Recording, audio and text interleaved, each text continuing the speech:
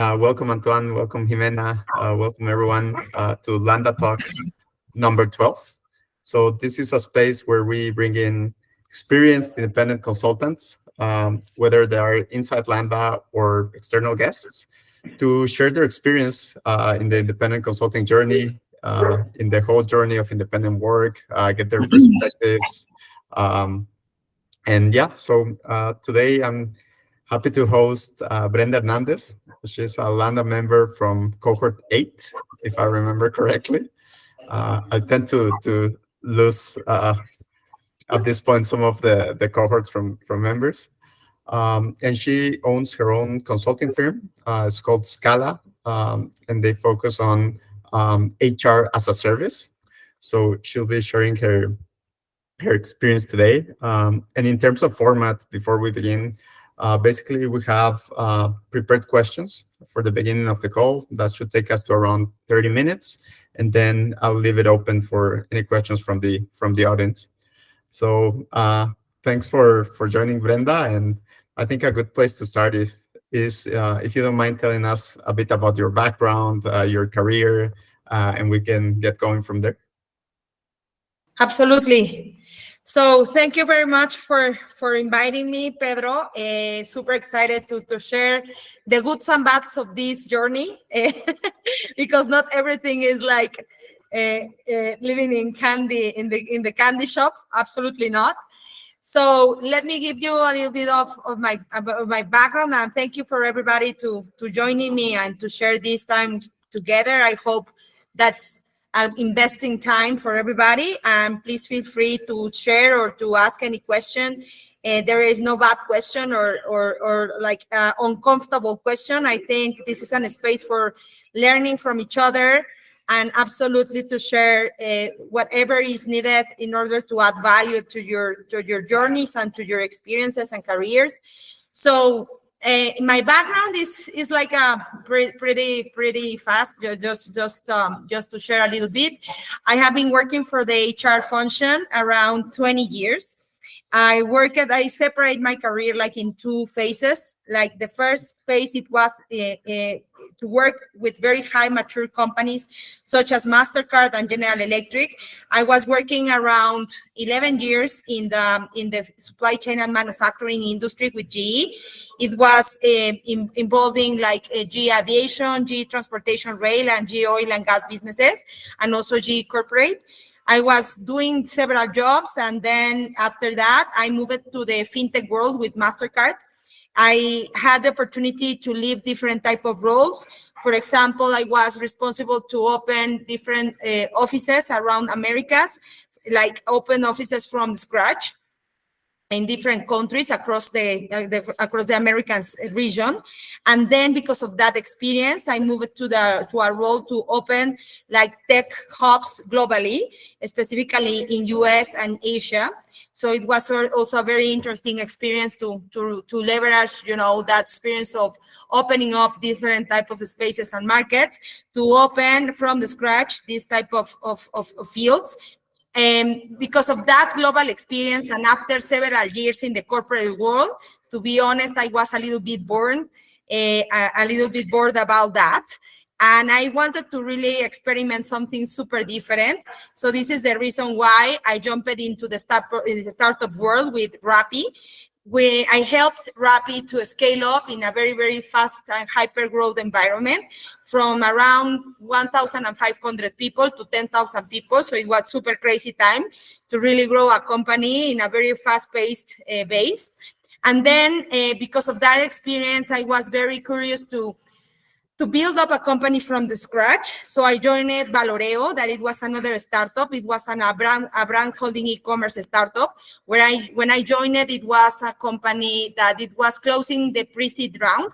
So I joined it when the company was in the seed round until the company has closed the Series B with $80 million of closure, until we sold the company to an European group named Razor Group. So it was a very good experience to see a company from the beginning until we sold the company. So it was super challenging also, that experience. And then after that, I was invited to be part of another startup that is named Tool. Tool is a super app for the construction business, also a tech company. And what I experienced there, it was to pivot a company from the e-commerce business model that we used to have to become a marketplace business model. So it was a very interesting transformation into that. Facing this type of, pivot, it was a super exciting experience, very challenging and difficult, and sometimes very complex to maneuver, but definitely a very, very enriching experience in every single way. And during that time, I was thinking about doing something for myself.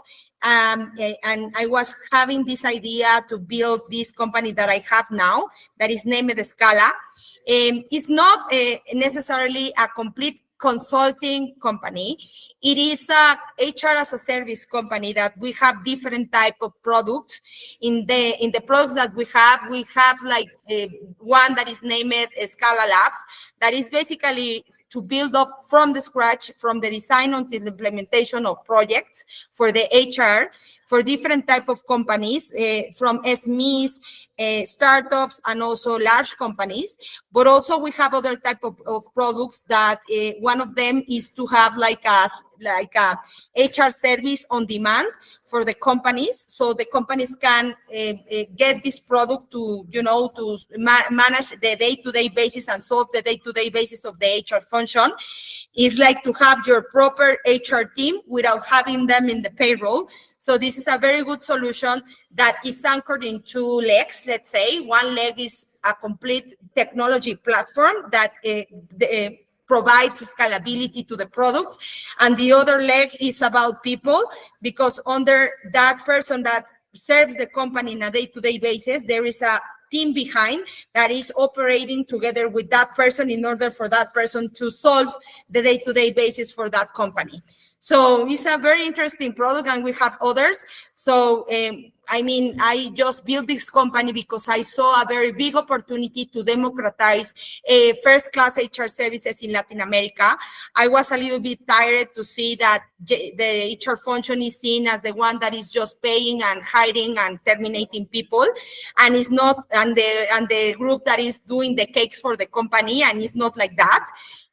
Definitely, HR is an enabler function that can build a lot in terms of the productivity and the profitability of the companies. So I really wanted to have something that can benefit the companies and put the companies in another level in that field in order to really capitalize the talent and the culture of the organizations. So this is it. Thanks for sharing, Brenda. Very interesting. I always find it amazing when someone does the crossover from the corporate world to the startup world, and how some things translate and some things you have to learn again. So that was super insightful. Very interesting to learn about Scala. I guess a good place to follow up is in terms of independent consulting, independent advisory. How did you get started in this journey? Was it before Scala? Maybe a good way to frame it is, how did you get your first client, right? Sometimes it's like an advisory type of gig. Wow. Sometimes it's a friend. Yes. Let us know a bit about that. That'd be very interesting. Absolutely, yes. So during the journey of being in startups, I was invited to be part of different, let's say, ecosystems. So the first one, I was invited to be part of the mentoring and mentorship program for Endeavor. And I was part of Endeavor, and I am part of Endeavor. I am mentor of the Endeavor chapter in Latin America. When I was invited, of course, Endeavor has its own way to select the mentors, and you have to pass a selection process for that. They test you in different ways, and they evaluate you as a mentor. But after that, I was selected to be part of the official mentoring program for them, and I want to mention that because that was a very important field, to be like a concrete advisor for different companies that Endeavor has as members. The other one, it was because of the different VCs that we were invited, and also we were involved in the startup world, that because of the connection that I had in a day-to-day basis with them and like that, that venture capitals invited me to advise different companies, and it was like an informal way, let's say, and I can go deeper into that also. That was another spot. And the third spot, it was also because I was being invited to the Founders Institute organization. I am also a member into there, and also a mentor in the Founders Institute organization, and also in another one that is Angel Ventures chapter in Mexico. So because of that ecosystems, right, you are super high connected to different type of companies. I was invited, for example, when I was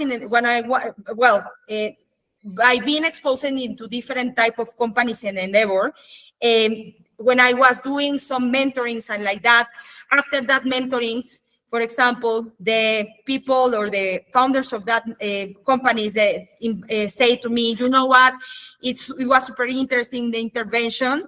Do you think that you can advise us? Is that something that you are interested? And I say, yeah. And I know, and to be honest, I always say yes. That's my problem. So I never say no to anything. So it's like, yeah, I can do that. I can. So at the end of the day, is the bad thing about that is because I am super busy all the time, and I don't have a lot of time to do like leisure things or like that. But definitely it's super exciting, because this is why I was like jumping into this type of field, right?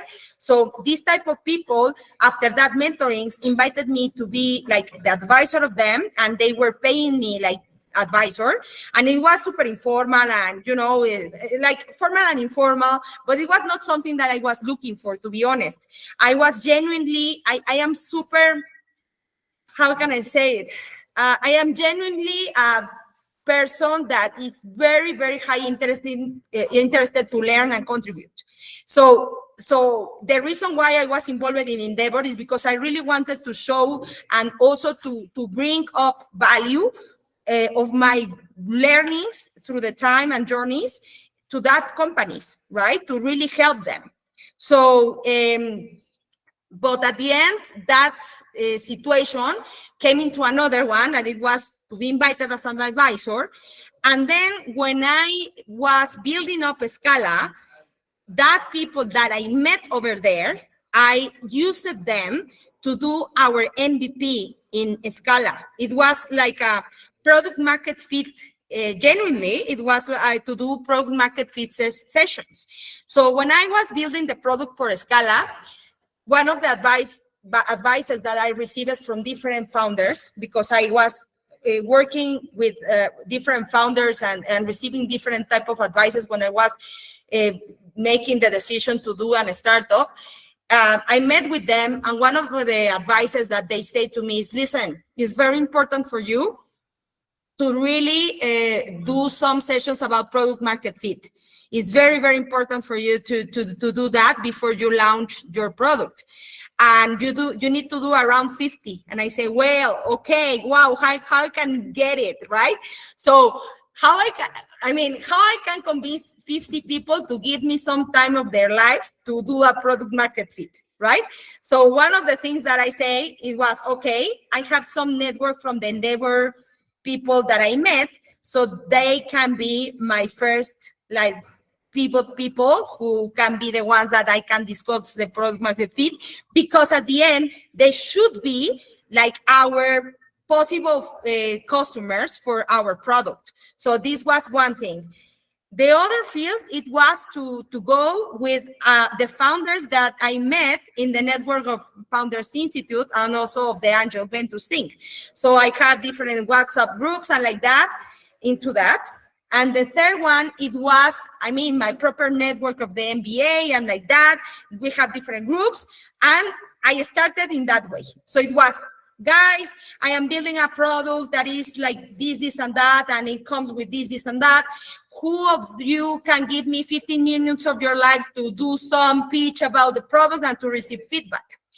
And it was the way that several people jumped in and say, hey, I can. And then I got around 70 people. And with them, I did all the product market fit sessions. because of that sessions, and it was super funny story, because when I was doing that sessions, I was like, I built up like a customer pitch and a commercial pitch and like that. And when I was pitching them, genuinely to receive feedback and to see if that it was something that they could, like, buy in some part of the story or whatever, they say at the end, Brenda, and is that something that you can, the product is ready, or you are really building on? And I say, well, and it was not true. No, it's super ready. Yeah. I'm super ready. So, okay, I'm going to buy it. Okay. So it was the way that we sold our first products.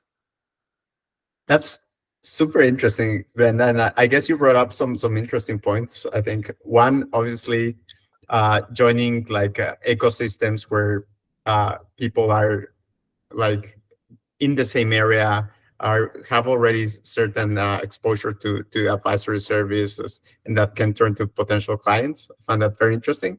And obviously taking care of your own network and like really cultivating it. I guess I have a follow-up to double click on some of the things you mentioned. Was it hard at all to turn this like advisory to a paid advisory? I think that's one part of the question. Like, what did that look like? And the second part is, did you get, because I know some people have this happen, is they're doing advising for free and it's all going well, but whenever they start charging, they get imposter syndrome. So two-part question, what was that process like? And did you get imposter syndrome when that turned at all? To be super honest, it was super organic. It was not something that I was looking for at the beginning. Because when I started, it was not doing that advisories were not, it was not my intention to get money because of that. Because I was part of the Endeavor program, right? So as Endeavor member, you can, you are a volunteer, right? So it was not my intention, but it was super organic when for example, happened that Endeavor invited me for the first time to be a mentor of X organization, and that organization asked me again to for another mentoring and another mentoring, right? So I, for example, it was, I don't know, I have mentored many organizations, and I can tell you like around 25% of them repeated mentorings with me. So after the different sessions, we became close in the relationship, and they were like inviting me organically to be part of them in a different way. And they asked me that if I was willing to do so, and I say, yeah, I can, but I say, well, my part into Endeavor is volunteer and completely free and whatever. But if you want me to be part of the company in a formal way, in like commit myself to be your advisor in X, Y, Z, I think we need to do something different. And they ask me, okay, what do you mean? Do you want to have like a fee, or do you want to have some stocks of the company? And I was telling them at the beginning, I say, well, whatever you want. If you want to give me some stocks, or if you want to give me some like a fee, right? So we agreed to have, for example, I have a company that they gave me around, I don't know, X part of the stocks of the company. Another company, they agreed with me to pay me a fee during a period of time. So that depends. It was very, very like on-demand basis. To be honest, when I was doing that at the very, very beginning, I didn't know how much I needed to, to ask. Yeah. No, I didn't know. So it was okay. So I asked, for example, to my venture capital fellows that I have at because of the industry like that, they have a lot of information about that. And I say to them, I ask it, guys, do you think, I mean, how much do you think will be fair to charge for a company with with this type of commitment, with the type of profile that I have? Because I don't know, right? How much is it? I don't know if $100 is a lot or is very low, or $600 is a lot or is very low. I don't know. So I was doing research into that to be fair about how much to ask for. And then in terms of the stocks, I also did the same. I did a benchmark with them. To be super honest, I mean, it was the way that I thought that it was the more fair, because as VCs, they have a lot of exposure to different type of companies. They have research and like that. And it's not only about experience, but also about hard data that they use. And it was a very useful tool for me, because they have shared with me a lot of good information. Okay, an advisor of your tenure can earn around this and that per hour. This is the range that you can use. If you want to ask for stocks, this can be like the best practices and like that. So it's the way that I got information in the formal way to really do something and do a good negotiation about that.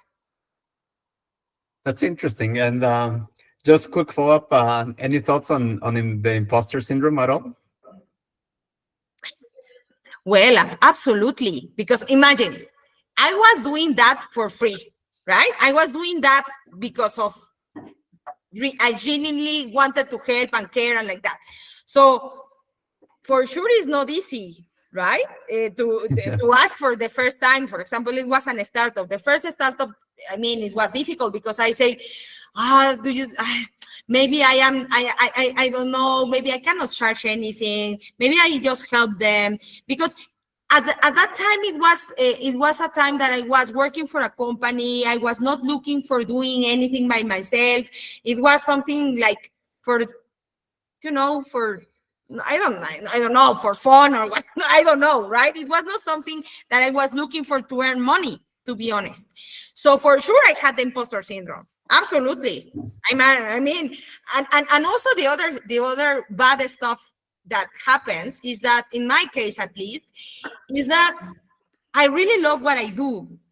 I really enjoy what I do, to be honest. I can do what I do forever and for many hours, right? So it's very difficult sometimes to separate that from the thing that you need to say, okay, I need to ask for money because this is your work, right? So it's difficult to separate. So if anybody says to you that there is no imposter syndrome, for sure is completely a lie, and they are lying to you, because everybody has it. Everybody has it. And it's just about to put, in my case, helped a lot to have hard data. That for me, it was a way that I felt that I was fair enough with the potential clients, to be honest. It was for me to say, I am not taking advantage of them, right? Yep. Because I have very good data, solid data that I could manage from people that they know about that, right? So that helped a lot to me to feel safe and to be calm with myself and say, I am doing a fair thing for me and a fair thing for them. It's a win-win, right? Very interesting, Brenda. And I guess to switch it up a little bit, now that you're like running Scala full time, like you're an entrepreneur, consultant full time. So how do you think of your ICP, right? Your clients. When does it make sense to hire like an independent consultant with so much experience as Brenda, right? So is it companies in a scaling phase? Like how do you think of your clients that you're targeting these days, that your practice is a bit more evolved? Well, for example, within Scala, we have a product that is a fractional CHRO, right? Mm-hmm. It's a fractional CHRO service. That fractional CHRO service has two ways to be managed with the companies. And that's important because I think that can help you to maneuver the thing. First, the client can buy a bank of hours that work in a way that, for example, you can say, I don't know, maybe we have I don't know, $450 per hour. The client can buy you, I don't know, 5, 10, whatever, how many hours do you want? And every single hour, I manage them as mentoring, as Endeavor's mentoring format, that you bring the problem, you give a model or a framework or a whatever, like a practical solution, and then you align that solution with the client. And every single hour, focus in different type of problems, or maybe several hours are focused on the same problem, depending of the challenge and the problem and the complexity of the problem. So that's one way that you can buy that product. The other model, or the other model that we have within the same product, is for sprints of 90 days. So basically what we have, it is, okay, you have like I don't know, you have a challenge into a strategy for HR, or maybe the CHRO that you had, it is in vacations, in maternity, paternity, or whatever, or you are facing a very important, I don't know, a stage in your company of a Series B, Series C, that you need to prepare the company for a different level or for a higher level, or do you want to manage a very complex problem and challenge, and you need somebody with a very high seniority, right? At the end of the day, this is why you can hire somebody with a high seniority. So what you do is basically in this model, you have these sprints of 90 days where you have 3 stages into that sprint. The first one, it is named a gap analysis. What it means is that we go with the company, we identify the gaps that they have in the field, in this case, in the HR world, in the organization. And we as doctors, because I say all the time to the clients, we are like a doctor, right?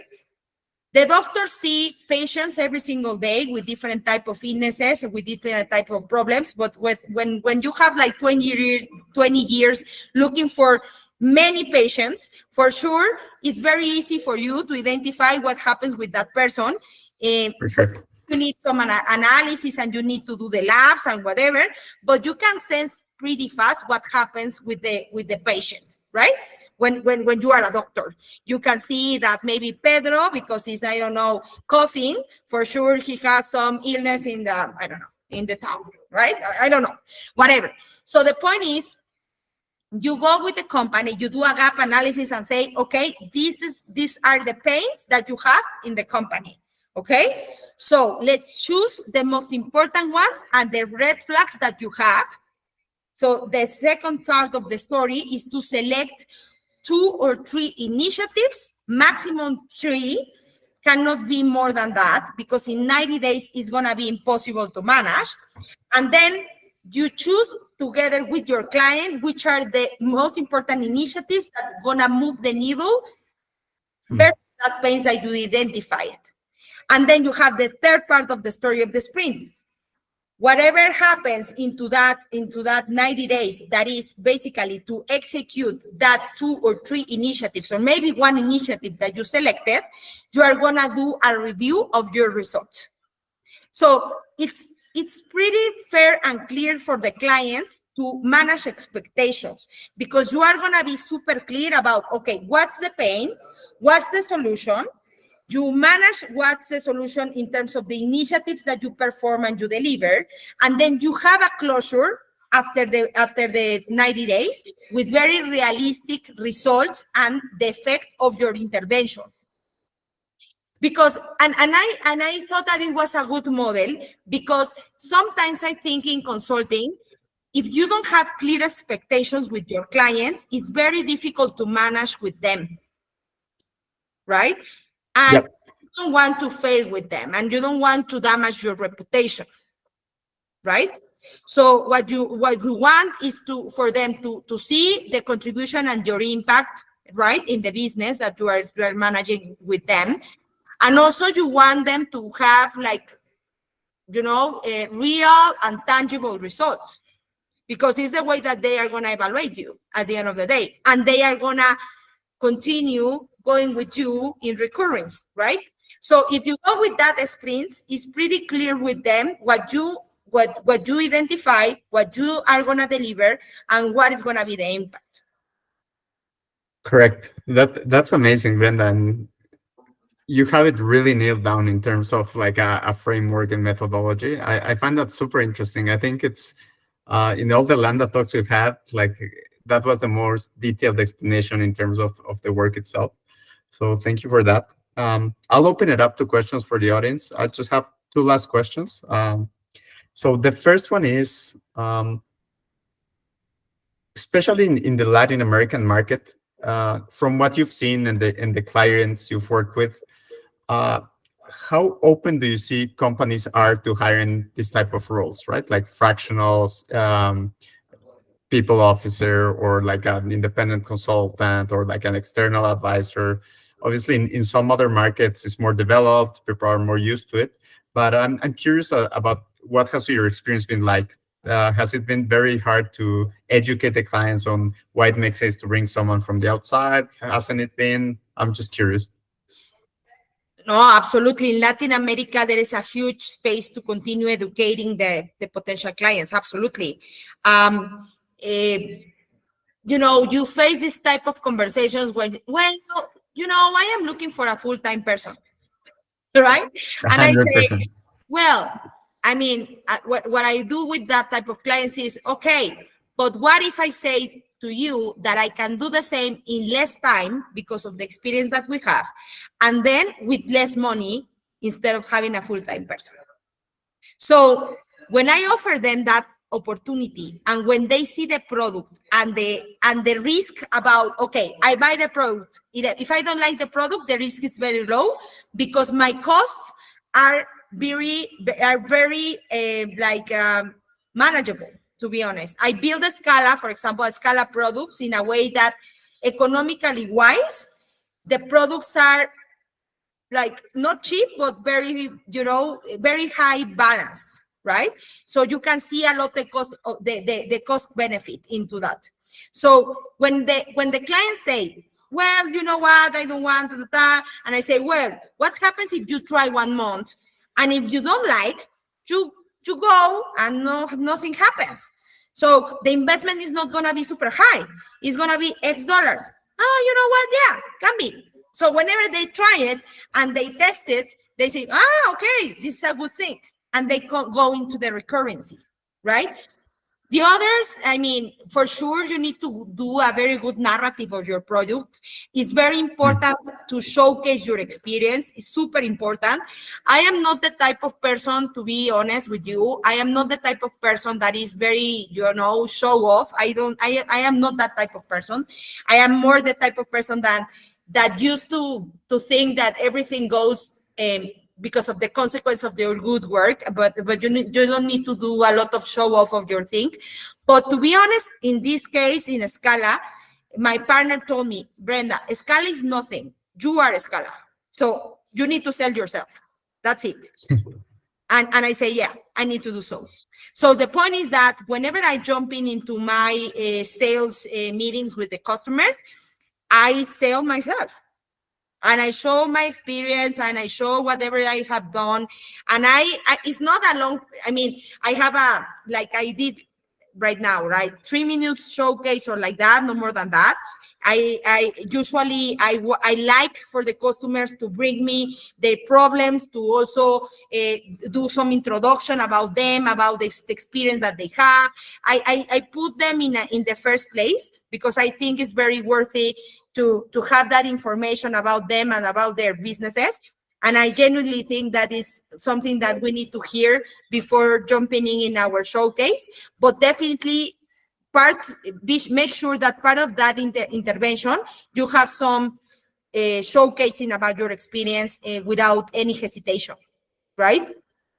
It's very That important. makes a lot of sense. And I think a lot of people get stuck in that part. I know it was a problem for me also. Like it's very uncomfortable to sell yourself, especially at the beginning. even very experienced salespeople are comfortable selling a product, but not themselves. So yeah, that makes a lot of sense. I'll just go ahead and open it up to the audience. If anyone has a question for Brenda, feel free to fire away. I will start then.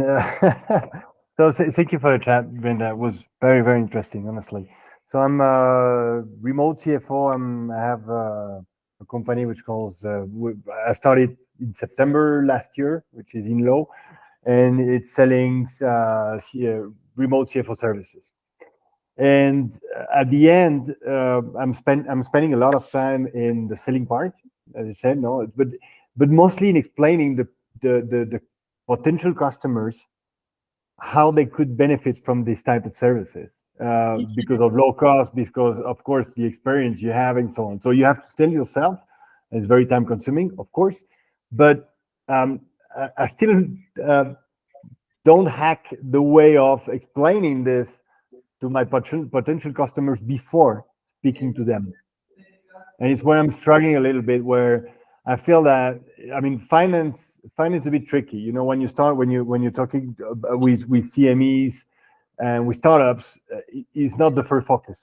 You know that.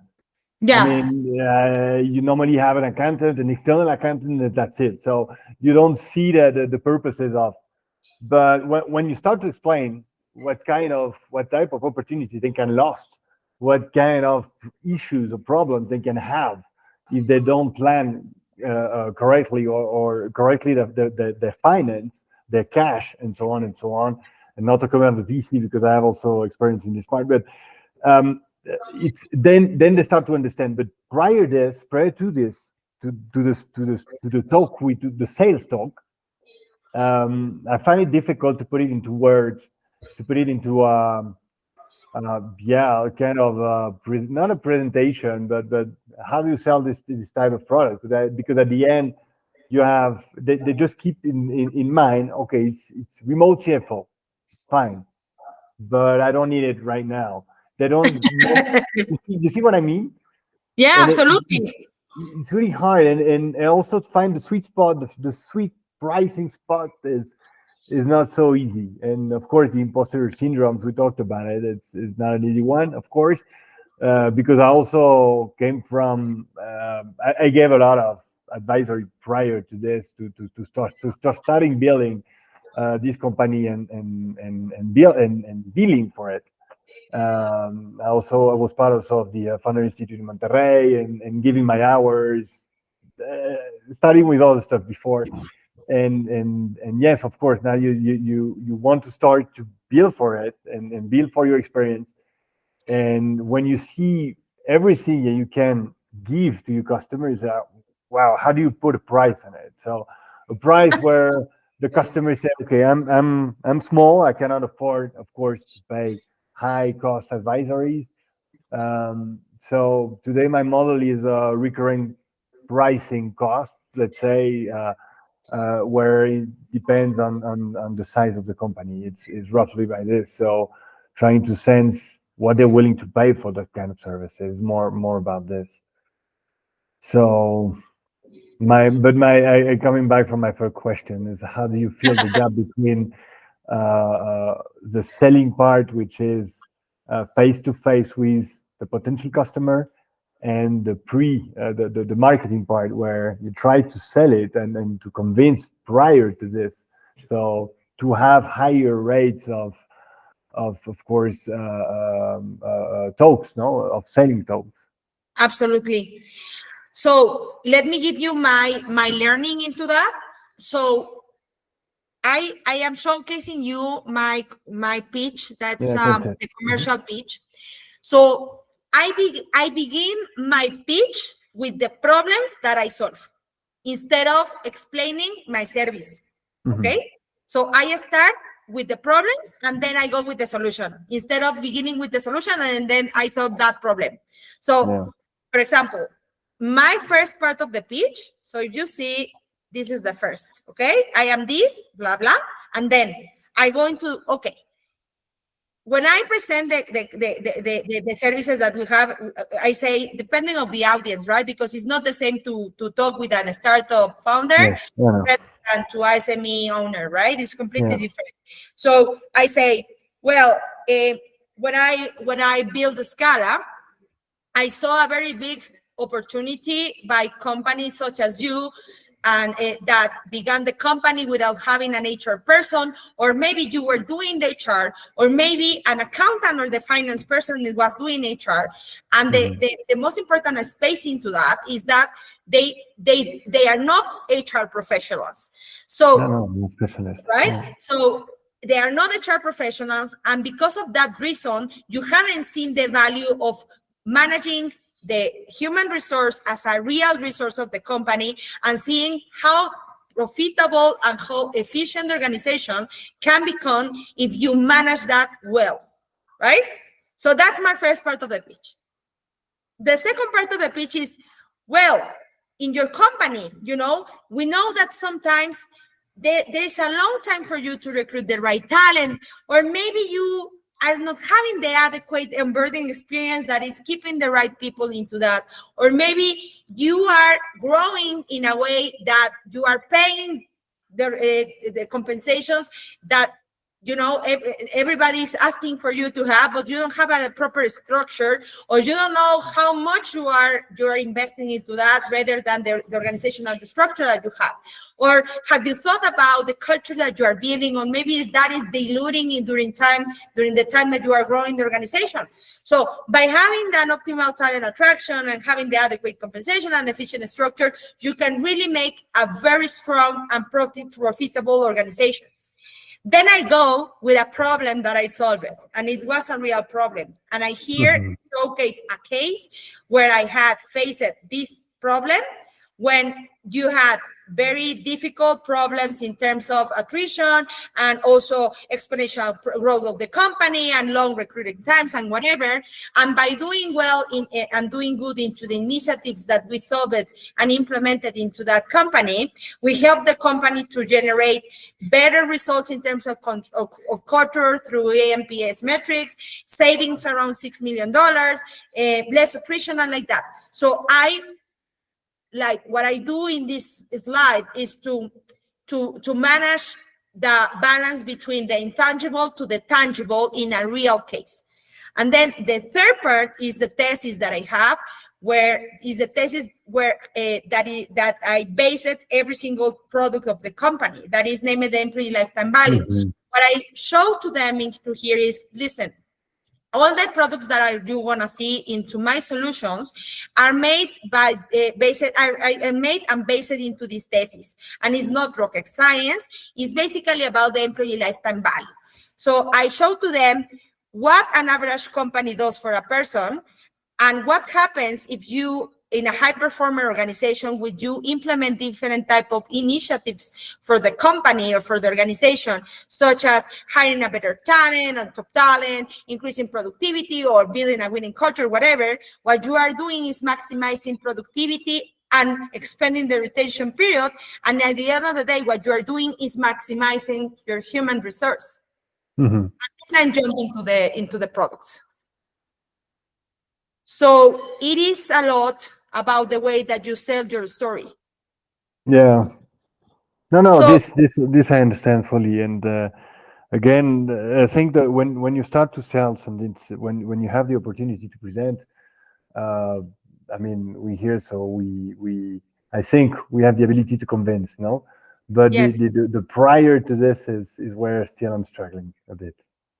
Yes, absolutely. So my recommendation that worked for me, it was to start with the problem, make a real problem very tangible, and then creating a thesis that is revealing your value.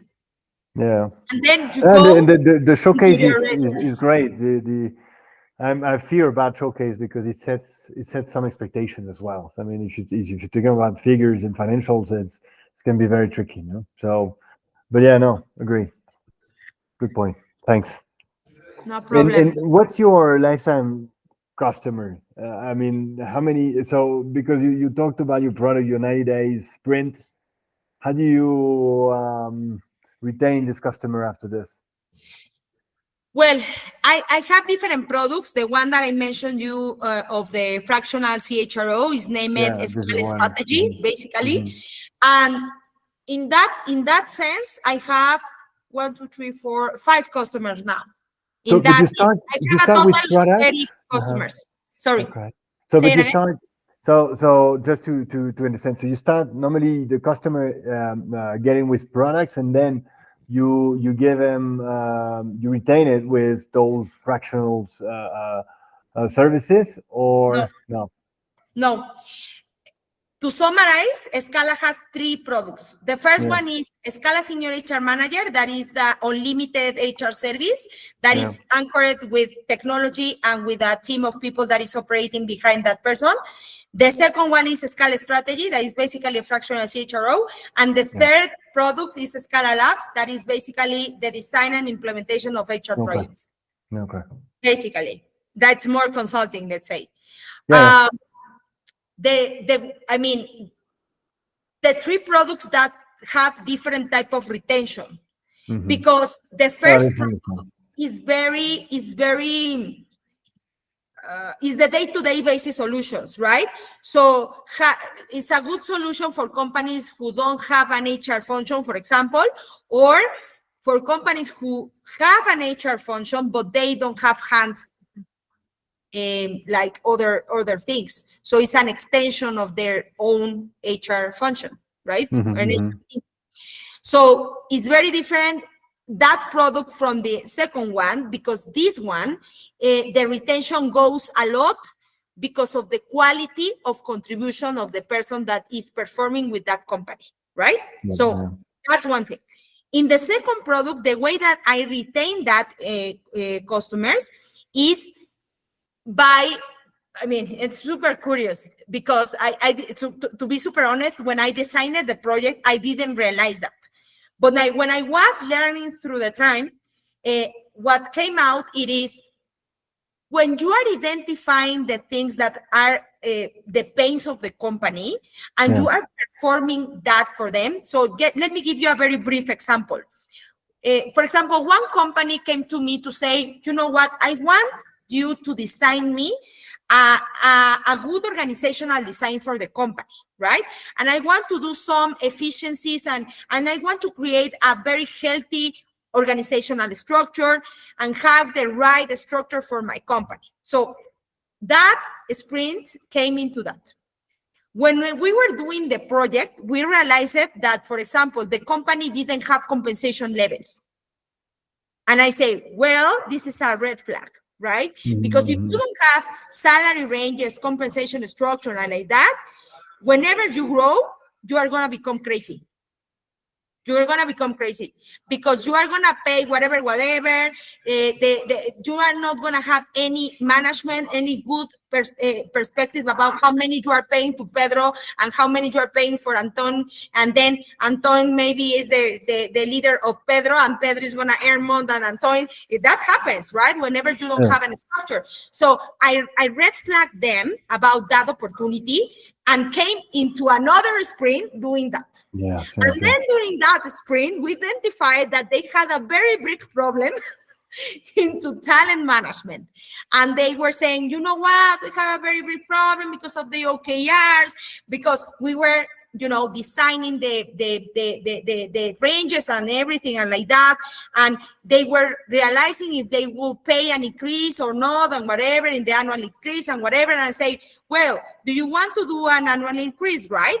Yes, we want to do that. Okay, based it in what?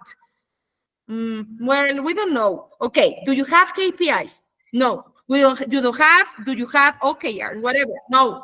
Do you have goals and objectives? No. Okay, let's do that. So that all came into another sprint.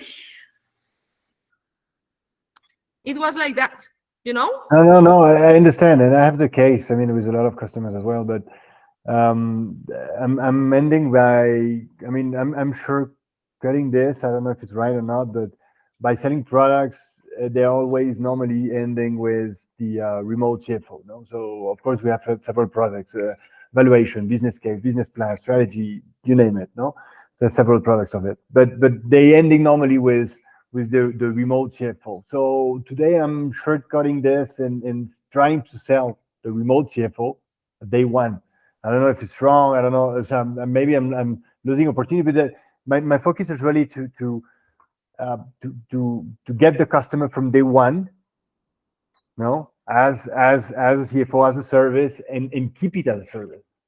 Financially speaking, I find it more interesting, but also I still have the feeling that I'm losing some opportunities on the advisory part, because at the end, when you end with I have some customers that they ended their services by of remote CFO, but then just asking me for hours for only the consulting part, no, or conseil d'administration, consejo administrativo, no, for instance. Yeah. So at the end, it's really hard to have one single design solution in place. I mean, in our field, that's the feeling I have. Absolutely. And my learning, Antoine, is I don't think we need to be very black and white into this, to be super honest. I think this is why, for example, when the first time I designed the second product, I started with the sprints. Which is the sprints, right? Yeah. However, when I was doing more and more about this product, I learned that it was also a good thing to open the other model of bank of hours. Yeah. And it was very good for the clients, because when I say, well, for example, the reception of this second product was, well, you know what, we are not ready for that. I think it's super high strategic, and we need this and we need that. And I say, well, maybe we can identify the pains, and we can do that solution in that 90 sprints and 90 days sprint, and that's all. Or we can open the conversation to give some hours. Let's test it, and then with that we can identify if that is needed or not. And they were willing to do so, because it's not the same to pay $6,000, $700,000 instead of paying $400 and $500 per hour. When they were looking the value of having my interventions per hour, and it's not myself only. I invite people. I mean, I have in Scala other fractional CHROs from my network that they are part of us fractionally, by the way. So, and I guarantee that they have our vision. Is people that I know from a long time ago. They are very high professionals and like that. So one thing that happens with that, it is that the client feels more comfortable by paying you that, and you have the flexibility for them for buying you more. It's not that you are limiting that. So for example, I have one company that they say, I want 4 hours per month. And I say, okay. And then the second month, I want 8 hours. Okay. And then we want 12 hours. Okay. And then we have and I was like that. But you know what? Because you are not forcing them to have like a long-term contract or whatever, they feel that flexibility, and it's organic for them to consume more. I'm sure it's key. They see the value, right? Yeah. No, it's one part of our offering as well. It's switch on, switch off. So I mean, if it's not a product, you can switch on, switch off the remote CFO, and one day for another, it doesn't matter, whatever the reason is. I mean, it's not the point to retain a customer that wants to leave. Of course. Good. Yeah. Okay. Good. Interesting. Thank you very much. Oh, thanks to you, Antoine. Amazing. That's all right. We're about to get on time, but I don't know if there's any last questions. Maybe Andres, I think you were going to say something. Yeah. Hello. Hi, everyone. Just wanted to ask real quick about expanding scopes. Okay. So the problem would be that, for example, I give a lot of consulting around technology, and the problem with this is that they normally have these moving pieces that don't depend on me, right? We have integrations, we have ERP systems, we have different things, right? And if you want to create like a very stable product, right? Something very stable, like a packaged product, like the ones you described. The problem that I keep having is moving scopes, right? I go in thinking I'm gonna do this in 4 sprints or something like that, but it ends up going, 9 sprints and stuff like that, and it gets out of control, and it stops becoming a consulting and more of a project, like a small project or something like that. How do you deal with that? I don't give advisories with Scala. Scala has very tangible implementation solutions, so I don't give advisories. However, in one of the products, in the labs product, I have coaching sessions, and that's different. So I separate very, very like clear when we do the design and implementation of something, and when we do only coaching, and that's it. And I'm super clear with the clients. If I do coaching, I am not going to implement anything. Are you okay with that? Yeah, okay. But if you're doing implementations, that means that you're working inside a defined framework where you're saying, this is what we're going to do. These are the milestones. You do it, and it's and I it's perform not. that with them. Yeah. Yeah. All right. Yeah. All right. So for sure, the charge of that is completely different to the one that you are just doing coaching. Completely different. Okay. Well, I wouldn't consider mine coaching, but the problem is that I'm trying to to demonstrate that we could implement certain technology inside a company. So it has to be implemented. It has to be developed. And I don't see a way where I can just say, well, you guys develop this. Well, depends. For example, in Rappi, we used to have an advisor into the technology field that he was the one that he was like coaching and advising our senior vice presidents of technology, and doing like some guidance and direction into the things that they wanted to do. And they had, that person had a role in the company. It was an outsider. It was a person that was hired for that. But we had the other type of consultants or the other third parties that they were involved in everything about the design and implementation of solutions and everything. For example, we had third parties such as Globant or more smaller like Parser and like that they were doing the design implementation of things. For example, they designed the productivity model for us in the technology field, and they implemented that together with us. We had, for example, another project such as Turbo. For example, it was a product that needed to be designed from scratch. We had that type of service for them. It was completely different. So I saw those models into the tech field that worked in different ways and made, different type of contributions, right? So I'm guessing like the advice would be to sort of build something that is easy to implement within the framework and that allows me to go in and go out without, depending on other moving pieces from inside the company. That's what I'm going to take out of this, right? Yes, absolutely. But my only recommendation is make sure that you are super clear with expectations. It's super, super important. Right? All right. Yeah. So yeah. The problem I've been having is that I am clear with expectations, but since I'm dependent on other parts to be built by the company staff, or because I depend on other moving pieces that are not within my reach, then my times get thrown off, or maybe I don't meet the expectations of the client, and that's been the problem so far. Yeah, that should happen. Yeah, absolutely. Cool.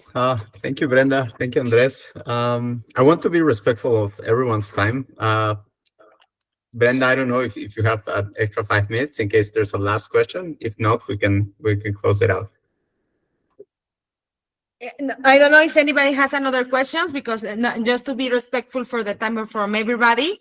If you have any other, I'm super open in LinkedIn. You can connect with me, or in the Slack of Landa. You can ask me anything. We can set up some time if you want. I'm super glad to help if anything can contribute in a good way for you guys. We'll give a shot clock. So last questions. 5, 4, 3, 2, 1. All right. Thank you so much, Brenda, once again. Very insightful. We'll be sharing the recording also through Landa.